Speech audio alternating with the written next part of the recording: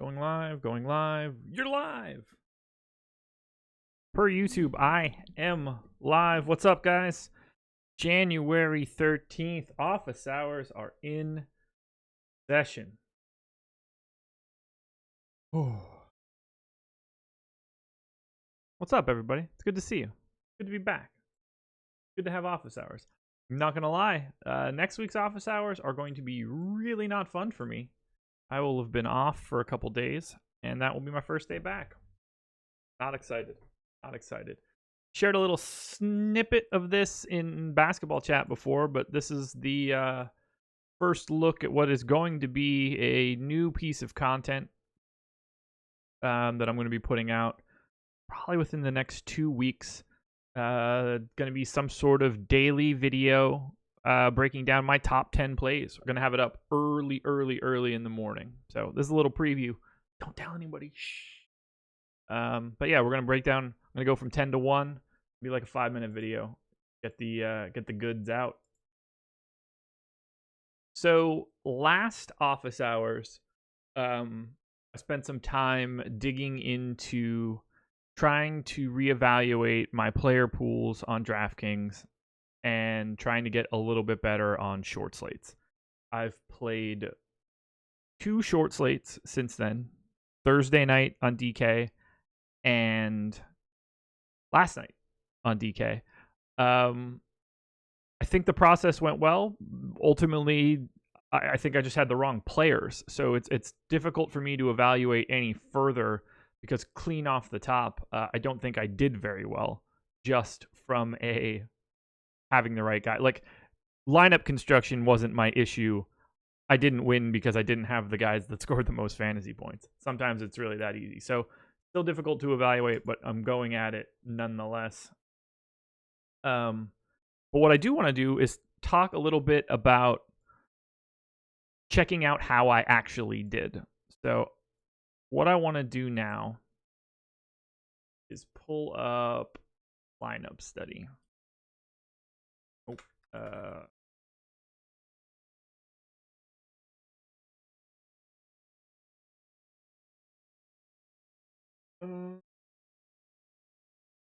Bingo.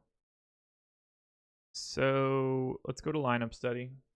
If Sabonis is in, is Turner still a good value center? Or would you go elsewhere? I won't look at anything for this slate again until like 3 or 4 o'clock. Now that Tice is out, I'm sure Cantor looks fantastic. I still like Turner at center, but tune in to Live Before Lock if you really want the answer to that question. Okay, so I know that I was in a mini-max last night. I'm guessing it is this one.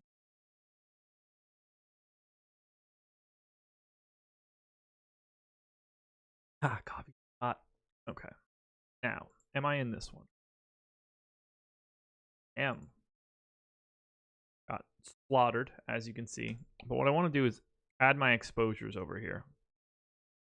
And the reason I want to do that is that you can export this data as a CSV. Now, one of these things I've never done before, so it will be fun to just look into it. But this is sort of a way that I like to pay attention to how the night is going. I guess I could have just done it in this CSV. So let's do that. So I'm going to delete team total, game, and game total. I don't particularly care about that information. Now let's turn this into a table. Do a little bit of evaluation for last night.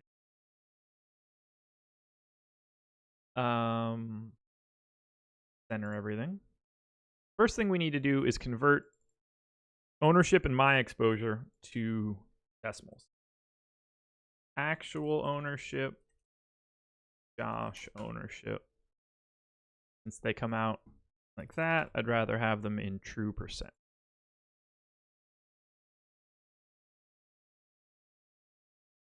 So step 1 complete.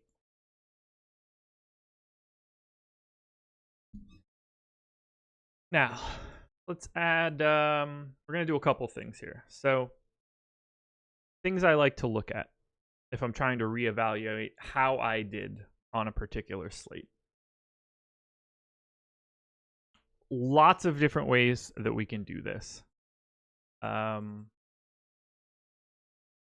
a little bit more of the formatting here. Let's get this silly blue color off of there. All right, perfect. So it's obviously not as simple as just, how many of the straight best value guys did you get? That's not going to work all that well. I could go back and use the target scores that I use pre-slate, which would be helpful, but really not going to matter all that much now. The high score for the contest last night was 360. So 360 in theory was the target to win the mini-max. We'll get to that in a bit. But first, let's just sort of figure out, how can you figure out how you're doing? Now, I'd give anything to find a really good, and if anybody else that's out there right now, if anybody has a source to this information of live NBA scoring, love to know where you can find that. For example, on Fangraphs has live daily leaderboards, and you can track how you're doing by just grabbing this information, the standard table, and calculating out your score. Doesn't appear that I can do that. I can't find any place that is constantly live updating data like this. So if anybody has one for the NBA, that'd be great. Even if it's just fantasy points, that's fine. But I like to take a look and see how I'm doing. So one way to look at this is just simply weighted averages. So I'm going to do the sum product of the fantasy points scored times the actual ownership divided by the sum of the ownership. So I would be 33 fantasy points essentially per player. I have it probably a little bit different. 32.4. So right away, basically for every player, I'm behind, based on the way that I have exposure compared to the public, I'm like 0.6 of a point behind where I want to be. In the grand scheme of things, you wish you had higher ownership on guys that played well. So, for example, let's see what would happen if instead of having 15% Jonas Valanciunas, I get rid of all of my DeAndre Ayton exposure and have 30% Valanciunas. That almost gets me back to neutral against the public. But that's not all that we want to look at. So, first thing that I want to do is see who am I most over the field on, who am I most under the field on. And now this is something that I try to do pretty regularly. You want to know where you actually ended up and sort of if there's any leaks in your game for maybe like a type of player that comes out of your model, a Glenn Robinson III perhaps. So right now, guy I was most over the field on, or most under the field on, Amari Spellman, which I actually knew. I want to flip those. That'll be minus here. So I was most under the field on Amari Spellman. Went for 28 fantasy points. Was looking pretty dicey out of the gate. Ooh. Basketball Monster really have live results. Interesting. Bogey, thank you for that. Did not know that existed. Obviously.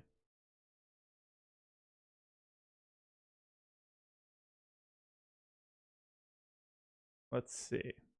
But anyway, appreciate that, Bogey. I will look into using that. I don't know how often. I wonder how live those live updates really are. Not important. Anyway. So right away, I know that the guys that are going to be most important to me are Amari Spellman, John Collins, Draymond Green, Kawhi Leonard, Nikola Jokic. On the opposite side,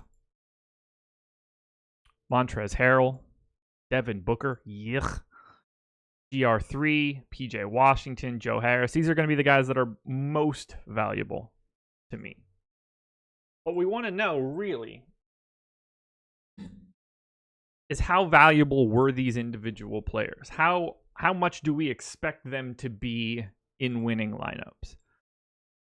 Now, I estimate what I expect the target score to be heading into each slate. In this case, I'm going to go the opposite direction. We're just going to use what we have. So in this case, 360 fantasy points. Am I going to be able to get this set up fast enough? Probably. But let's see if we can wing it. So we want to find out what a target score is for 360. I kind of just want to figure out who really is the best play of the day last night. So let's take salary by 1,000. We're going to multiply it by whatever the hell is in that cell. And we're going to add it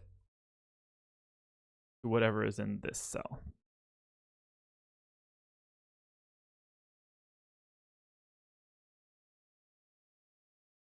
Bingo.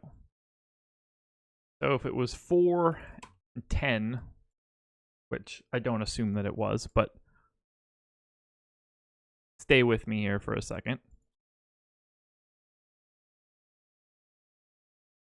We know we have 8 guys. We know we have 50K in salary. So, average salary on DraftKings be $6,250. So if I had $6,250,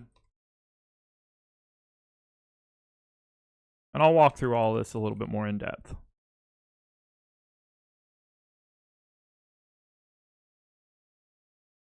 Times 4 plus 10. Gonna get 35 fantasy points. Times 8 players. That's 280. Obviously, we need a lot more than 280, so we need to adjust these weights. Now, this is something that I have automatically set up in my model so that I can get the X and the constant. I'm not going to go through setting that up right now. I have talked about it previously on shows before, but let's just try to get ourselves a little bit closer here. What do we say? 350? 360? Memory's garbage. 360. Okay.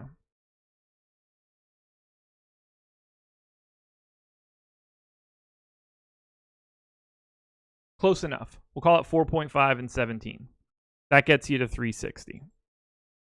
So that's where we're at right now. So that sets a target score for every player on the slate based on their salary.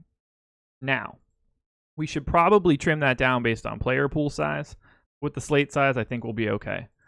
So who did the best relative to their target? Not necessarily 5x, not necessarily like 5x plus 10. In this case, it's 4.5x plus 17.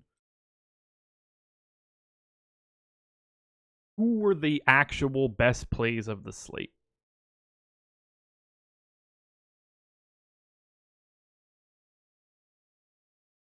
Shock of all shocks. Jonas Valanciunas, 17.4 points north of his target score. Now you'll see, it's tricky. You're never going to get, or it's going to be really hard to get everybody over their target score. We only have, if 360 is the goal, we only got 5 guys north of that number. We're not talking about a lot here. It's rough. So what this is ultimately showing you is who is really the most essential for winning lineups. So let's take a look at the guys lineup that won. We've got Brandon Goodwin, scored 20. He came in 31st. Now, you can live with that at 3,100. D'Angelo Russell, 4th. Dwayne Bacon, 3rd. Montrezl Harrell,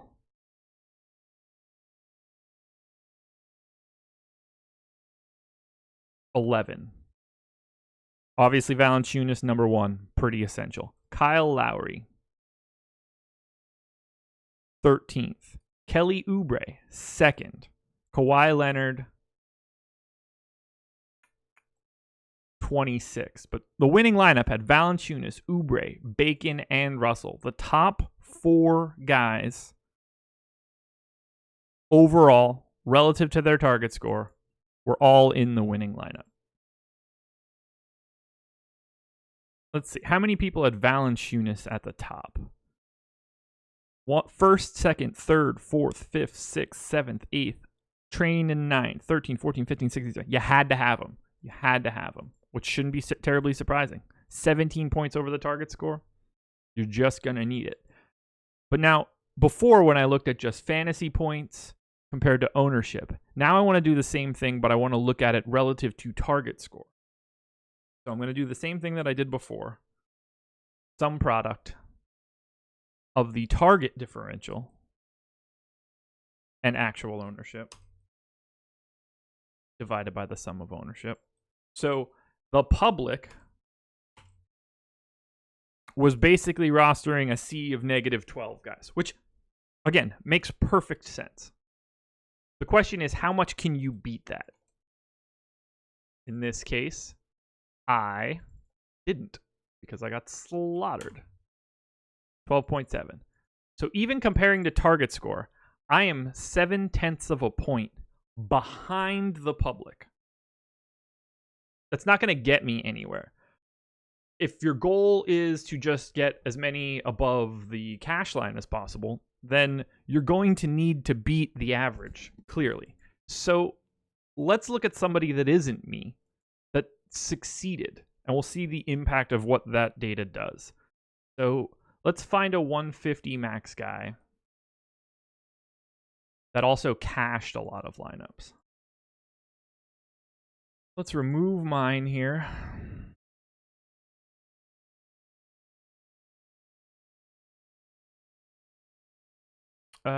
Friend of the program, Weston Selman. That's who we'll take a look at. We will export as CSV. We'll open. We'll delete all of those columns in the middle that I didn't care about. Now, pay close attention to these two numbers that I'm highlighting here. This is the public number, negative 12. Negative 12.7 is what I have relative to the field. So worse. How much better were Weston Selman's exposures in comparison to the public? And this is what I expect to be dramatic.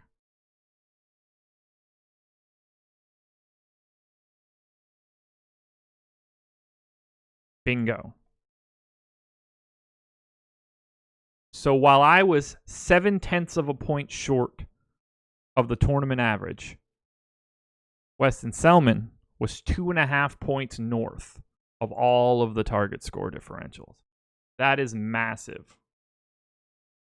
Change that to player owned since it's not me anymore. Let's see where he actually was massive. So I'm going to take his ownership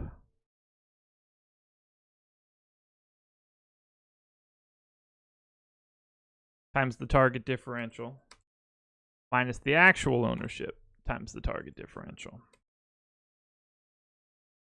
And you'll see that. Now, do I have that backwards? I do have that backwards. Grab this. Got it. So his best play was having... nope, that's also still wrong. Ignore this calculation for a second. This 2.5 number, it's largely irrelevant. But just knowing where you are relative to the public is the key.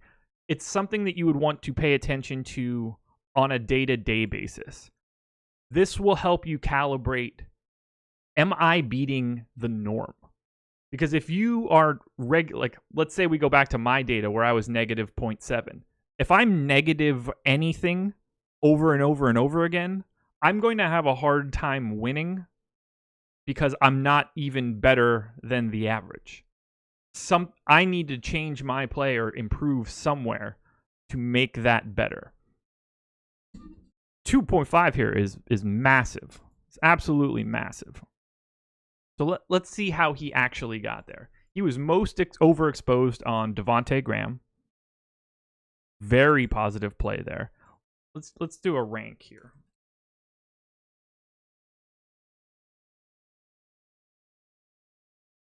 Devontae Graham, one of the better plays of the day. Yeah, so Devontae Graham would have been 10th overall yesterday, which was great for me at one point in time. Not great after that. Alan Ortega, isn't that simply fading bad chalk and making a proper pivot? No, not necessarily. This is the aggregate of all of your exposure. So it's not just fading bad chalk. It's also being on good chalk. This is telling you, as a whole, how did everything that you tried to do? So his most over-the-field play was Devontae Graham, a guy that ended up ranking 10th overall relative to his target score. That is a massive start. You got Kawhi Leonard and Brandon Goodwin, who we both just saw in the top lineup. Goodwin being 31st is going to be fine at his salary. Kawhi had enough raw points that it didn't matter, got to 25th. But next up, Kyle Lowry, 13th. D'Angelo Russell, 4th. First big bust is going to be DeAndre Hunter. You can get by on that when it's only in 24% of your lineups. You get bailed by Lou Will, Kevin Huerter.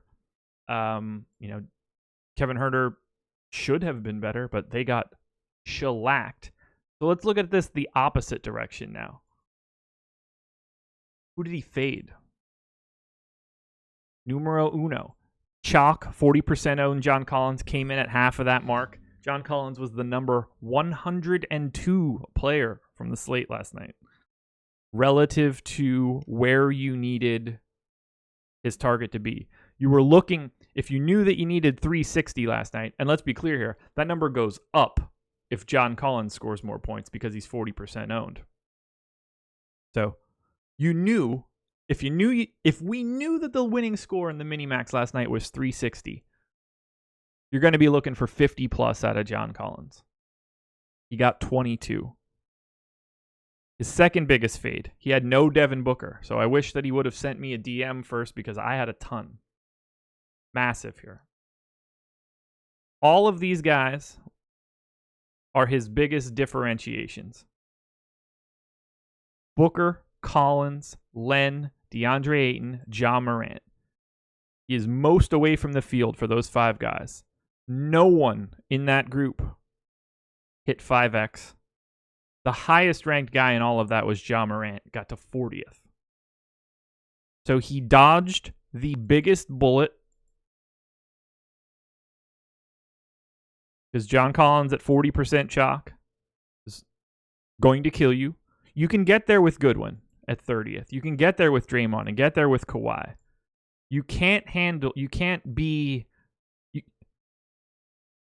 If you're going to have a guy that's 30 points shy of his target, you're not digging yourself out of that hole. And he came in at half the field. Right away, that is a massive spot for him. Massive. Just knowing that if you sort by your own exposure and you're getting, top 30, top 30, top 30, top 30, top 30, top 30, that's where you're just trying to have this concentrated core rotating through all of the additional pieces. Because if you can get these 5 guys in the bulk of your lineups, and that's exactly what happened here, he had Goodwin, Leonard, Graham, Russell, and Green in at least 50% of everything. Obviously Goodwin in everything, Kawhi in almost everything, but even Draymond in half. That's a hell of a base. Now you only need to rotate through 3v3s, in theory. He killed his exposures, and that's how you get to 2.5. Here's sort of the opposite look at this. So he cashed 66 of 150.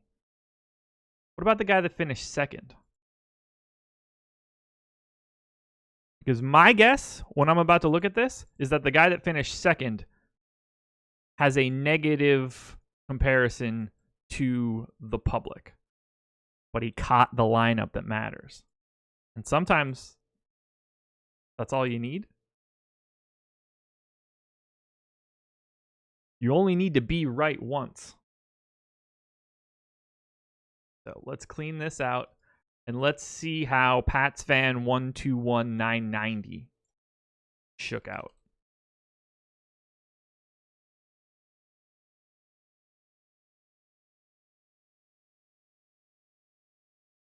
Pats fan. Still positive. Interesting. Okay. Still got to the positive. It's going to be so this is something that I want to do live. I would have the data coming in. I'd use my previous value calculation. And then I can know just, oh, okay, I'm getting slaughtered. I don't have to pay attention any longer. So this is the guy that finished second in the Minimax. Right here. 355 overall. Only cashed 33 lineups, though. So finished second. Next closest one, 95th. So that's second ruling the roost here. I mean, this is how top-heavy these contests are. $750 for finishing second would have been in the negative without that lineup. If you played 149 and dropped that one, loses money. So even being ahead of the public is still tricky. It is that hard to get to the top of a contest. And that's why the recommendation is to try to play as many lineups as you can in an individual contest, because it is imperative that you give yourself as many chances as you possibly can. But you also have to be able to avoid the craters. So his most exposed guys: Brandon Goodwin, Kawhi Leonard, Devontae Graham, D'Angelo Russell, Kyle Lowry. Bing, bang, boom. If we look at it, well, I'll be damned. John Collins, 40% owned. He had 13. Massive, massive, massive in comparison to the public. Just avoiding Collins and only having him in 13% of his lineups is huge. Huge.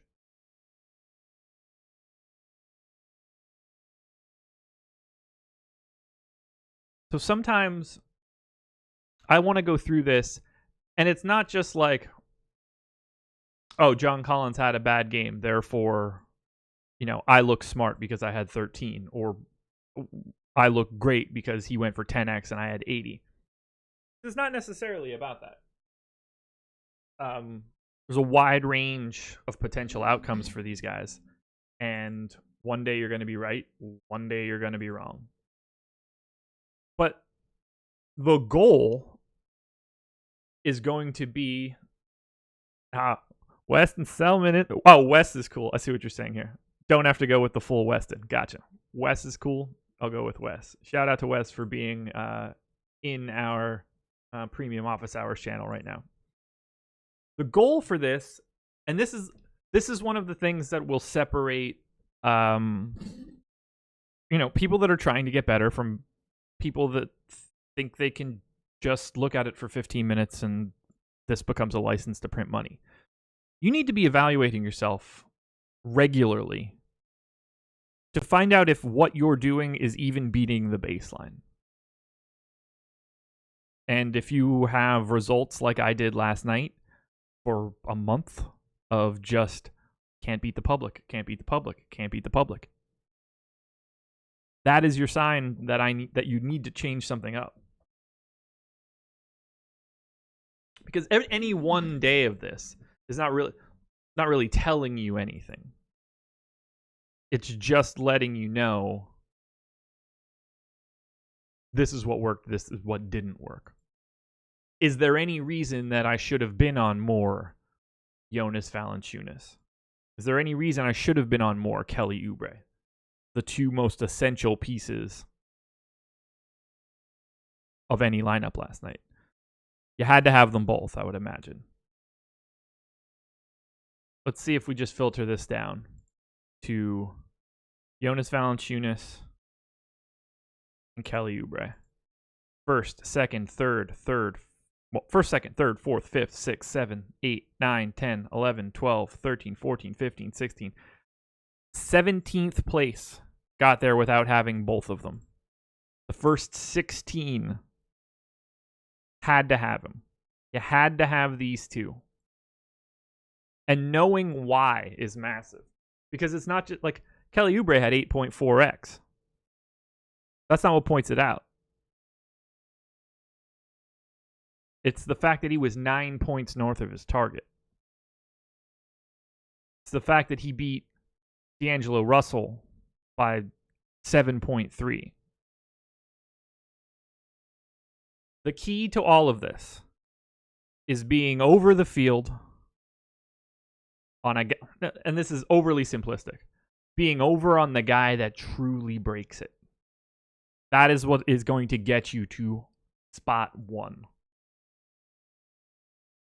Take a look at a different day. Actually, we could look at a different contest entirely.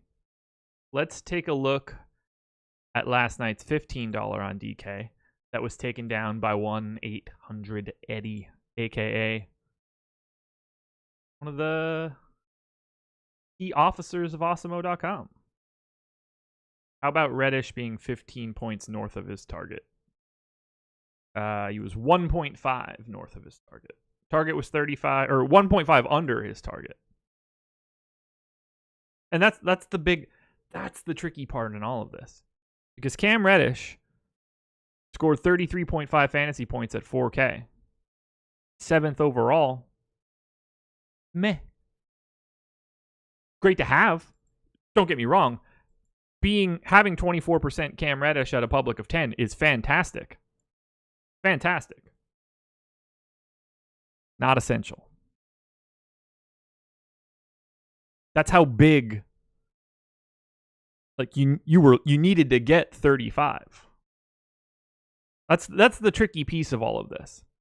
Because even these cheap dudes, you still need 30 plus. Let's see how Eddie did.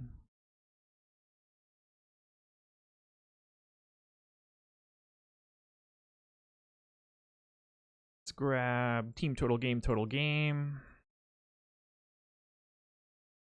Right, and this is going to be a much different discussion for FanDuel than it is on DK because of salaries. So, 1-800-EDDIE. Surprise, surprise. 1.3 points north of the field. What got him there? That'll be the big key. Will all be half the field on John Collins. Almost like that is incredibly important.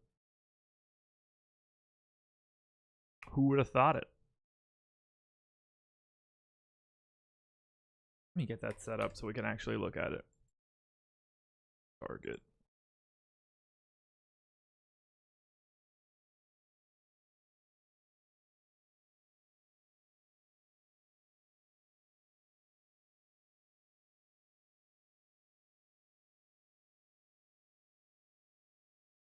Okay, perfect. I think perfect. Sure, I entered this in wrong again. Yeah, I did, didn't I? Yeah, that's not a positive thing. Stupid signs are messing me up here. And I gotta normalize it. Anyway, not important. I think we're seeing a pattern here, and it's not just having a lot of Jonas Valanciunas or having a lot of Kelly Oubre. Sometimes it's just as important to avoid a landmine. Because we've got Jonas right here. And we've got Kelly Oubre right here. Eddie was under on Kelly Oubre. He was neutral on Jonas Valanciunas. Which could be just good enough. Did he have them at all? How many times did he have them together? That'll be the real question. 1-800-EDDIE. Jonas Valanciunas. He had 4 Joval Kelly Oubre lineups. 4. One of them got to the top. It's great to have that combination, but it's even more important to just not have John Collins here. It's just as important to avoid the landmine as it is to hit the tops. Again, Eddie's top 5 owned guys: Goodwin, Leonard, Jokic, Green, Lowry. 5 of the top 32 plays you could have had. That's where you want to concentrate that sort of information. Alec Burks let him down. That was a guy that he took a pretty big stand on. But even still, at 20 points short of his target score, Alec Burks' target was 41 yesterday. He got to 19.5. He's still 10 points closer than John Collins was. Then you get into 4th, 10th, 11th, 16th. That's what it's going to take. It's not... You need to get a lot right, particularly on DraftKings, because you kind of just have to hit the nuts now. Position doesn't really matter all that much. Pretty much put everybody wherever you need. But if you're going to have this sort of concentrated exposure at the top, like this is Eddie's top 13 guys. Those are all 20% or more. The worst play of all of them was John Collins. Finished 100th. But he's half the field. Ricky Rubio hurt. Jamal Murray hurt. Nothing hurts as bad as John Collins, and he dodged it. Marcos, that's a good question. So John Collins wasn't a bad play at all, but my question is, how do you get away from that? So I'm in an interesting spot here because I didn't like John Collins at all yesterday. So I don't want, like, I can't just say it like that. You can't know this before the slate happens. For every time that you are half the field on, not every time, but like for every time that you're half the field on John Collins, sometimes you're going to look like a genius and it kills you. Sometimes you're going to look awful because he goes for 60. The question then becomes, and a lot of this comes down to, what do you think John Collins should have been owned given his projection that you have yesterday? Right, malevolent elephant is sort of what I'm saying. It's not a process mistake, it just didn't work out. Not necessarily. The question becomes, is 45% wrong?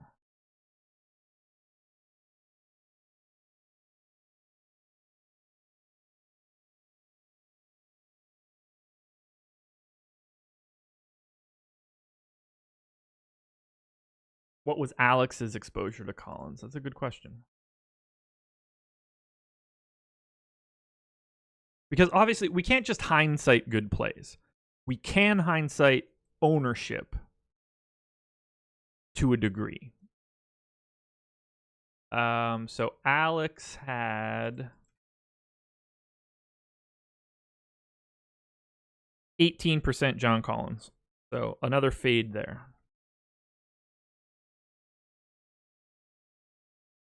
So the question becomes, why fade 45% owned John Collins? How owned do Eddie and Alex in this scenario, or me, for example, a similar ownership? I don't want to put myself in same sort of classification as two highly profitable pros, but is the issue that 45 was too high? Where did the 150 maxers come in on Collins?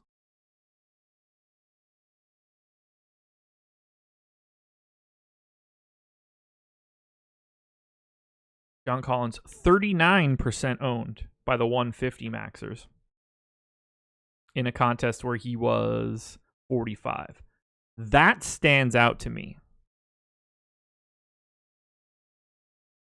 That stands out to me. Because what that's saying is it's not just that this became very clearly a play that the quote unquote pros, I can't speak for everybody that enters 150. I don't know every name that's going to be here. A lot of the pros in this industry played John Collins less than the overall exposure to the public.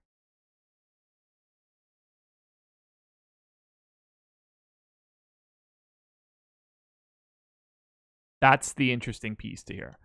Not at all. This has nothing to do with the fact that John Collins was a bust yesterday. The question is, what caused the people that entered 150 lineups to come in below the overall contest exposure here? Because it was obviously a similar thought process coming out of Awesemo.com yesterday. And that's where I would want to, that would be my key focus if I were trying to evaluate this the next day. What did I am speaking as everybody here. What did I think that how owned did I think John Collins should be? Because to come in under that 45% number, it's got to be a lot less.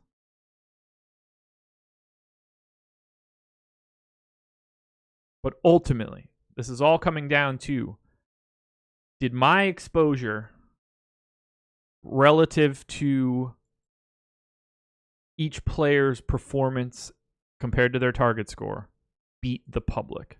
Because if I can bring that number in north of 0 every day, sign me up. That's going to be helpful.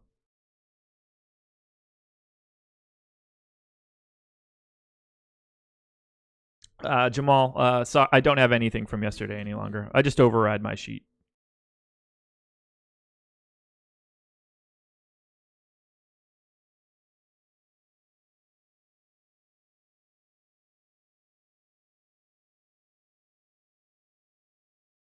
I would play Collins 10 out of 10 in that spot, and he would deliver value 8 out of 10.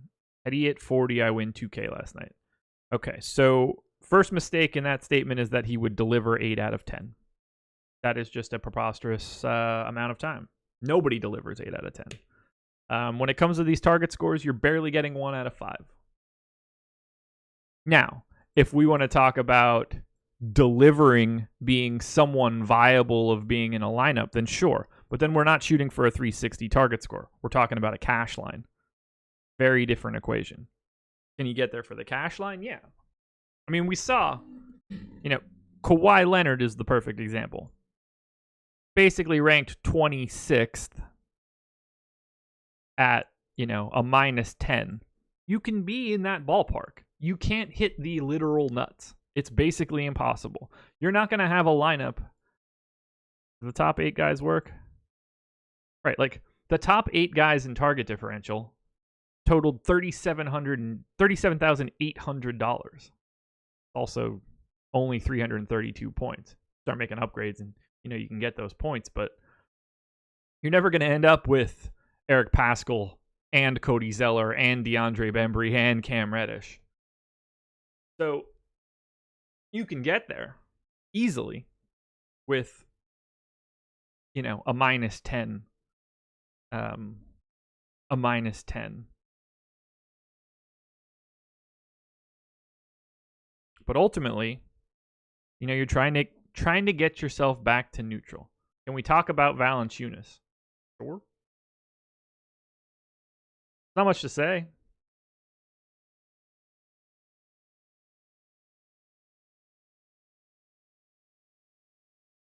All right, let me circle back to Premium Office Hours chat, make sure I didn't miss anything.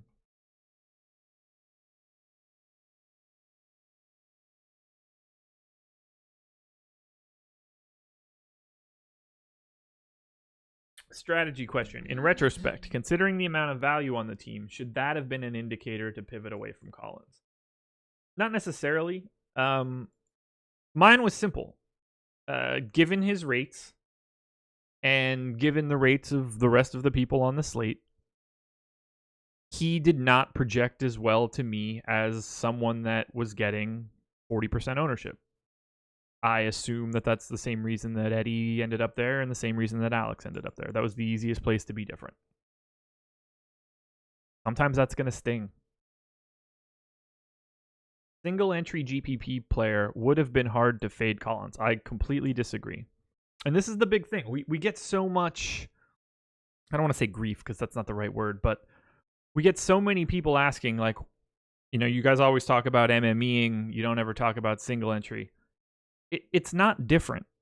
It's the same principle still applies. You're looking to get a highly projected lineup that is unlikely to be duplicated. And the only difference is we're talking about not having shares of players. It's either 1 or 0. It's a very binary decision. I can say very confidently that I would not have had John Collins in my top single entry lineup. And I can only assume, based on the exposures of Alex and Eddie, that they would not have had him either. That allows you to play more of. So let's sort this by salary, and we can make this really easy. So, easiest thing to do here is this. Let's say you build out your optimal lineup and John Collins is in it, but you also have a very chalky lineup that comes out. An immediate pivot is Serge Ibaka or DeAndre Ayton. And you are cutting the likelihood of someone having that lineup at the minimum in half. You could build the chalkiest lineup you want. If you move that from John Collins to DeAndre Ayton, you are cutting the likelihood that someone has that lineup more than in half. If you cut it to Ibaka, you basically guarantee no one has it. So to me, it's just as easy to get away from Collins in a single entry as it is if you're playing 150 max. It's all the same sort of process. How can I maximize my odds of winning a contest? Most projection sites had Collins projected for around 46 points, which is 7 from his target score. I personally would say that that is a preposterous projection. I can pull this up, actually. I'll never get to it in time. Does anybody remember what I had Collins at? Actually, probably in Rewind. What did I have Collins at? It's not going to be on DraftKings. I'll have the FanDuel version.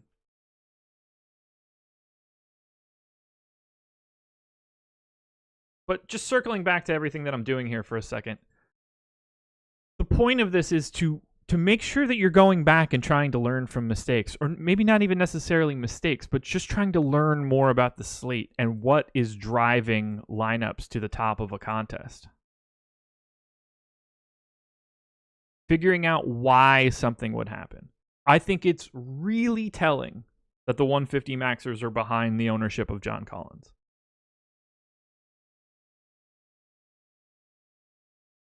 Okay, so rewind. I had John Collins on FanDuel projected for 41.7. So probably 43. 46 seems high. But again, this was me before lock. To me, 46 was way too high.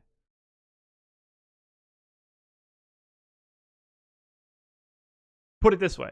At 43, I get half of the field on John Collins. Now, this is not about how his actual performance happened. But 43 got me half the field of John Collins. 46 is what makes him chalk. 43 is what brings in the 150 maxers below that number. Again, how he actually performed is irrelevant to this scenario. I would have the same statement. Alex had him at 41. There you go. So I was even higher than that. Still didn't get him anywhere near that same volume. That's why 46 becomes preposterous. Because if John Collins can get to that sort of ownership and come in less than that for the 150 maxers, you can assume that his projection to the general public is too high. That's how that happens.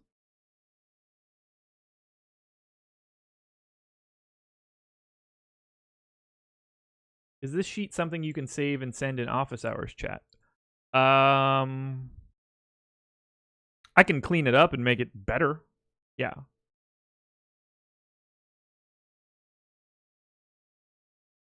It's something that we could look at.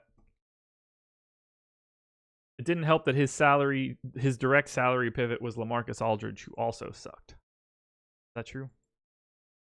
Aldridge 70. No, Collins is way more. The direct pivot is Ibaka or DeAndre Ayton, who were both significantly better.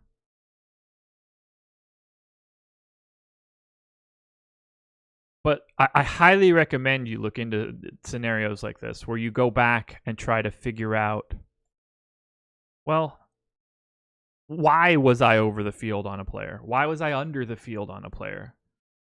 Should I have been? Was everybody else?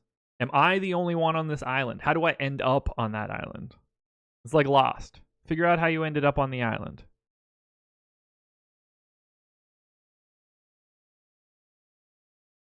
Because you have to go back and evaluate to understand if everything that you're doing from the start isn't getting you there.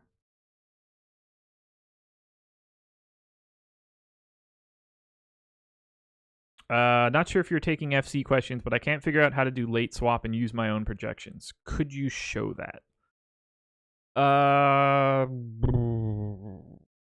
No. I don't know how I would. There's no way for me to really show that without the slate going on. But it should just use your projections. Yeah. So, remove the games that have already started. Upload your new projections of whatever you have to do. Make sure that you don't have anybody old still selected for your player pool, and then run late swap optimizer. It will use your projections.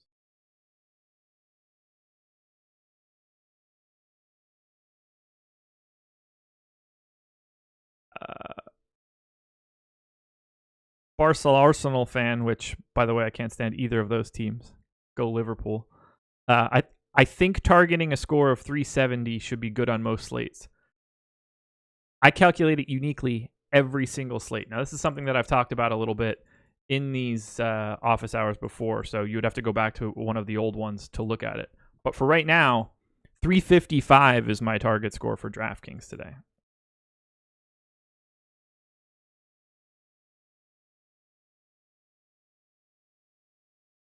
How would you use the same process to evaluate someone in the mid range, like Cantor on DK, for example, 5,400 projected for 32 points? Same principle. You want to, and this is what I'm doing on my sheet, guys. So like this is today's data. I have not updated for like the Tice news or anything, but this is what I'm showing every day. So Devontae Graham, for example, on FanDuel is 6,600. I have him projected for 36 fantasy points, which is 9 short of his target score. So I'm telling you in a roundabout way that 45 is Devontae Graham's target score. He hits that 28% of the time. And I think that is 4.2% per $1,000. Ooh, Mike Grabler, not a profitable player, just a spy. Okay. Probably true. That's probably true. What's really exciting to know is that Chinese spy guy is a sub. So gross. Maybe don't subscribe to us. That'd be my first guess. Let's see. Season NBA 1920.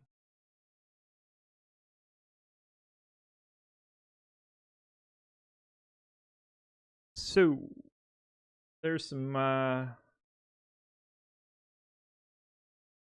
NBA profit for the 1920 season. Up 10K. 31% ROI on the season. I'll take it. That should work. But that's fine. We'll cycle back to baseball. That's the last sport that I had. That's a real good point. So, not the best baseball year for me. 8.2% ROI in GPPs, plus 3,500. Here's the problem. Gave it all back in qualifiers. Dumped 3,200 right back into it. What are you going to do? What are you going to do? Sorry, guys. Sorry.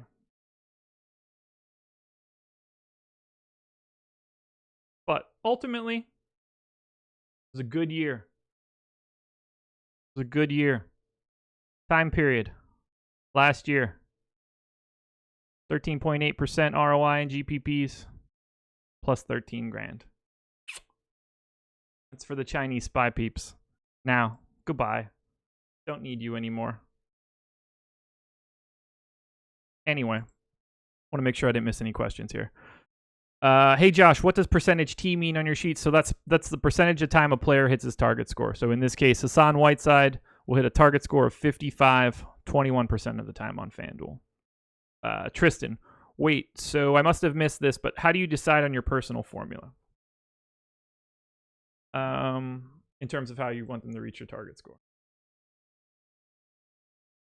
Let me circle back to it. Matt Barnett, I'm using Roto Tracker. So I have done this on a different show before, but I'm going to give the quick and dirty version for it. So what I have in this table, you only really need to pay attention to here. So we'll use DraftKings as an example. What this first cell, 5846, is my player pool. So every player that I am willing to roster on DraftKings. I calculate what I think their ownership should be. I multiply that by their salary. I divide all of that by the sum of their expected ownership. And then I multiply that by 8. That lets me know how much money I would be spending on my average lineup on DraftKings based on my player pool and how much I think everybody should be owned. In this case right now, it's 50,846. Because I've made a couple changes, it's not where I want it to be. So I use Solver to pick my equation. So right now it's 4.1x plus 18.61, which is the exact same thing that I'm doing here with these numbers, 4.5 and 17. So I use Solver to pick the multiplier and the constant so that my weighted average salary ends up somewhere between 49.5 and 50.5. You need a little bit of wiggle room so everything doesn't just break down. The way that I determine what I want my target score to be, I take my optimal lineup based on all of my projections. I multiply that by 1.25. That just seems to work well enough for me. So in this case, I don't know, my optimal was probably like 284 for DK, somewhere in that neighborhood. I multiply by 1.25. I get 355. So that is what I'm trying to do by Solver. And I'll walk through what this is saying.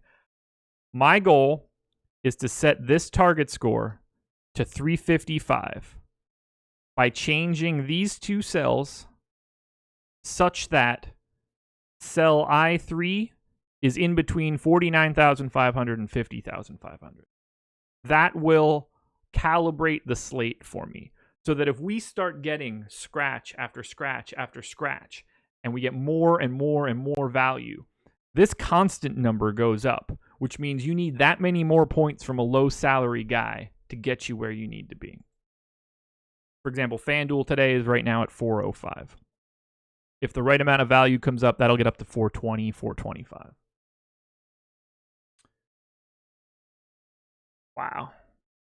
That's crazy.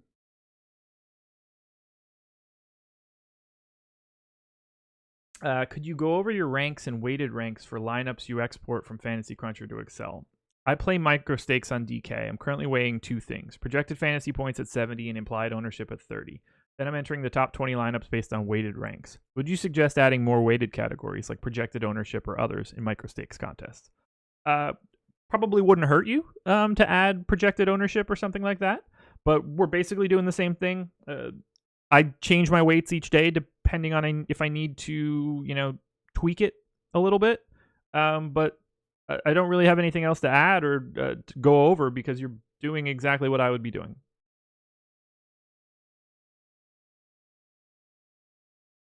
Hey Josh, what's it like wagering thousands of dollars? I'm so nervous to wager like 20. Oh, look, this is not like it probably seemed like I do. I don't play a lot of volume on an average day. I look at someone like Alex who's playing, 10, 15, 20, 25,000 more than that on a given slate, and that's enough to give me a panic attack. On an average day on DraftKings, I'm probably playing like $200. On FanDuel, I've been playing the $7 GPP a little bit more lately. I had a successful day. I don't use DFS income as anything for my life. It is purely recreational. So I'm willing to take, some additional chances there. So I bought some things, laptop, screwing around stuff.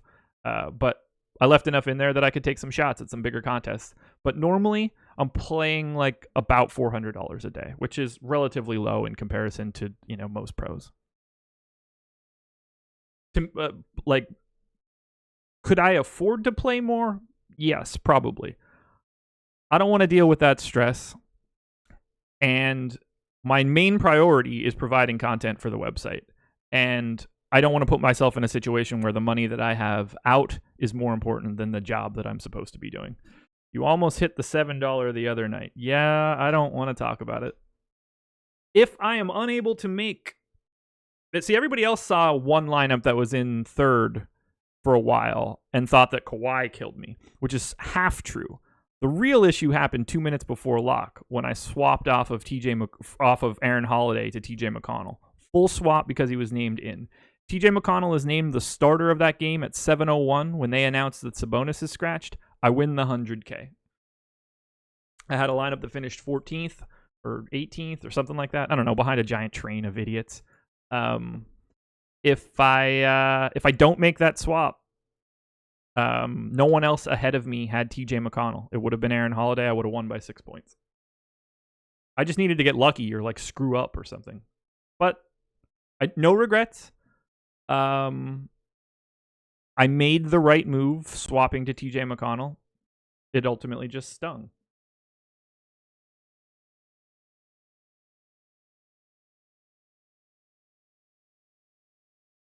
Someone that's a premium sub should be embarrassed.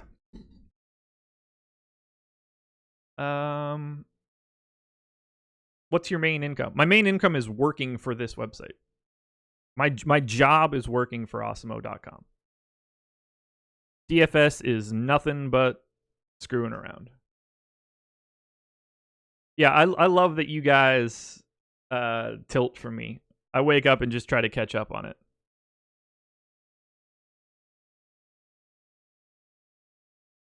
So you're saying that when there is more value on a slate, the salary-based average expectation is less important than the constant because more people will reach the salary expectation.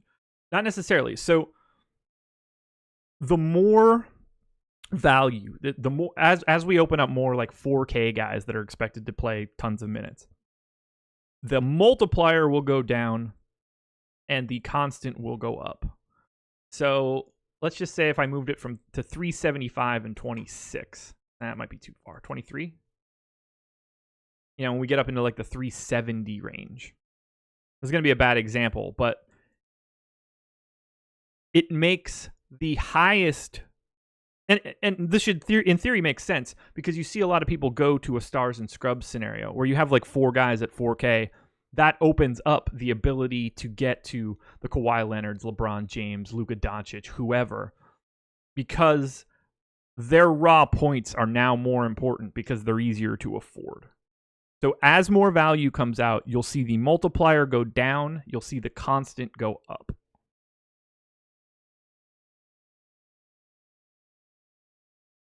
Kevin Z, yeah, it was a straight swap.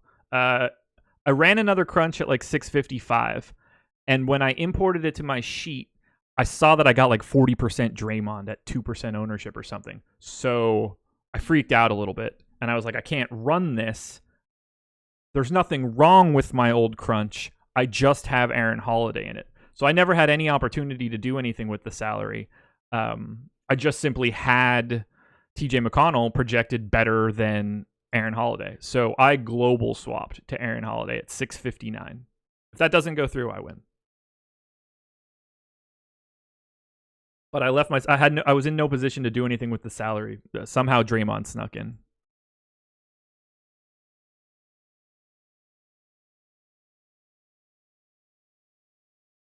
Let's see. Is this Excel available with a certain membership? It is not. This is my personal Excel workbook. It's not that I wouldn't have a problem disseminating this to everybody else. It would just be useless to you guys after a day or two. There's just stuff going on outside of Excel that powers this bad boy. How do you import your lineups from your Excel to DK if you remove their player IDs in all of your calculations? I have them in. I actually have them in the sheet, so I'll just pull it up quickly. Still 206. I don't have anywhere to be, so I can go for another minute or two. So when I drop my lineups in, I still have all the player IDs, which is on the screen now. I strip everything else out for the rest of it. So then I just, come down and grab my top 150 or whatever and drop it in. So I still have all the player IDs. Are you concerned at all with the current state of the industry? God, that's a loaded question.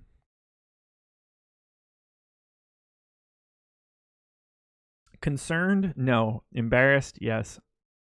Can you make a DFS career considering the point the industry is at? No. Well, it depends what you means in this question. Could I make a career in DFS? God, man, it would be hard. It would be very hard. I would assume I'd like to think that I could play pretty close to break even at the highest stakes, but I assume that I would be not profitable if I were to try to play to create this, to have this as my full source of income. I am lucky enough to be able to chop up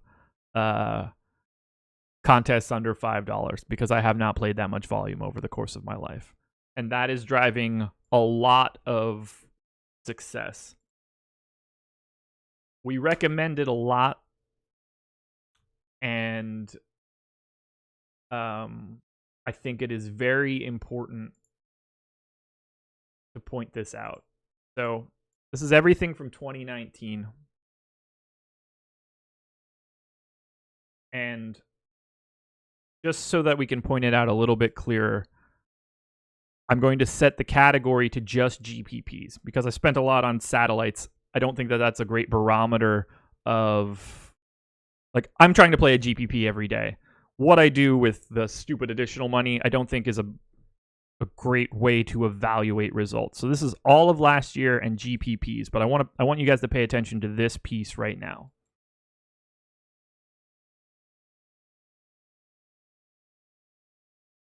This is the quarter on FanDuel, or the nickel. The 20% ROI, $2,300. Oddly down in the $1 contest. That's going to be predominantly the mini-max, I'm sure. But you see the ROI come down a little bit to 11. If you have the ability to enter nickel and quarter contests, jam in those contests until you can't. Until you can't. Because that is keeping me up. So, there's that. Let's see. Was FC slow for you that night? No, it was actually working fine for me that night. Is that just your model, or is that what Cruncher does too? I don't know what that is in reference to. How long does it take you to make something like this? I probably put like 30 to 40 hours in before each season, but it's been the same sort of structure for a while. I don't know, hundreds of hours in the grand scheme of things. When will we be getting more Awesemo merch? I have no idea. Do I do sports betting? No, I don't. I won 50 cents from a free play yesterday. I feel like a king. Dude, every win's a good one. I promise you that. Even if you win 10 cents and you had 1,000 out there, you're happy you won 10 cents. Trust me. Don't forget to reset your DK values. I'm sorry, you just adjusted those. Oh, it won't matter. I recalculate them a couple times. So who can really say whether or not DK has no way of switching lineups to certain beneficiaries? I don't know where you're going with that. Where are the Osmos snapbacks? That's a good question. What is your ROI on cash games, or do you only play GPPs? I don't play cash games. I mean, there's probably, I don't know, like $200 worth of cash games last year or something from random days where I thought I was going to actually do it. Is it possible to find a formula on Excel to see the trend of a player, if he's trending up or down? I mean, yeah, if you had like so in theory, you could have a list of all of their performances and, you know, you could track it that way. But I would not want to be looking at totals. I would want to be looking at it relative to a per possession. So you see if they're actually getting better or worse in those regards. Because totals just sort of tell you more about opportunity than anything else.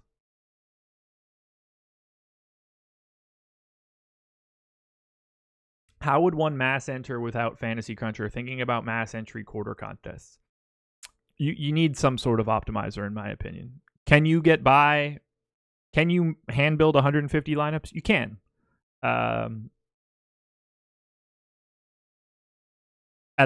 It's going to take you more time than you're probably able to allocate to it. Why does everyone with a DFS show have a hat on? It's because I don't leave the house, and I'm not going to wake up in the morning and do my hair for the day. Are these trains of the same lineups killing everyone's lineups in the cash games? Probably not. Sort of, but no. Ever done drunk DFS decisions to see how profitable or disastrous your decisions would be? I don't drink all that often. Normally my decisions are stoned decisions, at which point they just take way longer to happen. They're never wrong. I'm never mad at my decisions when I'm baked. I'm just mad that it took me 45 minutes to get there.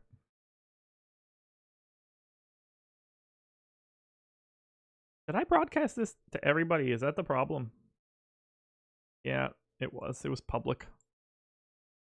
Now I understand why there's 298 people here. I didn't lock this stream down. No wonder the Chinese spy got here. That's my fault. I made this public. I was like, why are there 298 people here? Normally like 50.